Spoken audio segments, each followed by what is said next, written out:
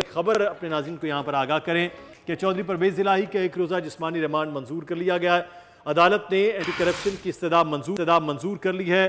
Duty judicial magistrate Rehan الحسن نے محفوظ فیصلہ سنایا۔ پرویز الہی کو ماسٹر پلان بے ضابطگی کیس میں آج پیش کیا گیا ہے اور ایک روز کا جسمانی ریمانڈ بھی منظور کر لیا گیا۔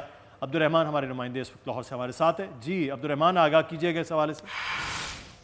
جی بالکل، لاہور ماسٹر پلان میں بے ضابطگیوں کے کیس میں ڈیوٹی جوڈیشل مجسٹریٹ ریحان الحسن نے چودھری پرویز الہی کا ایک روزہ جسمانی ریمانڈ منظور کر لیا ہے۔ عدالت نے اینٹی کرپشن حکام کی استدعا منظور کرتے ہوئے جو ایک روزہ جسمانی ریمانڈ کے بعد جوڈیشل مجسٹریٹ کے سامنے جو ہے دوبارہ جو پرویز الہی کو پیش کرنے کے احکامات صادر کیے ہیں، جبکہ پرویز الہی کو اینٹی کرپشن حکام نے سخت سیکیورٹی میں بختر بند گاڑی کے ذریعے آج جوڈیشل مجسٹریٹ کی عدالت میں پیش کیا ہے۔ اس موقع پر سیکیورٹی کے بھی سخت ترین انتظامات دکھائی دیے۔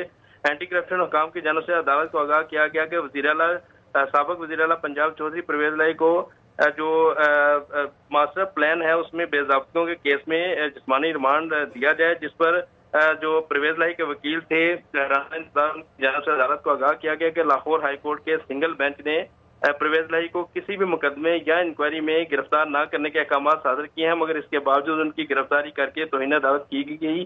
انہوں نے عدالت کو یہ بھی کہا کہ جو اینٹی کرپشن حکام کی جانب سے یہ جو گرفتاری عمل میں لائی ہے یہ بلا جواز ہے، کیونکہ عبدالرحمان آپ ہمیں آگاہ کر رہے تھے، تفصیلات سے بہت شکریہ آپ کا۔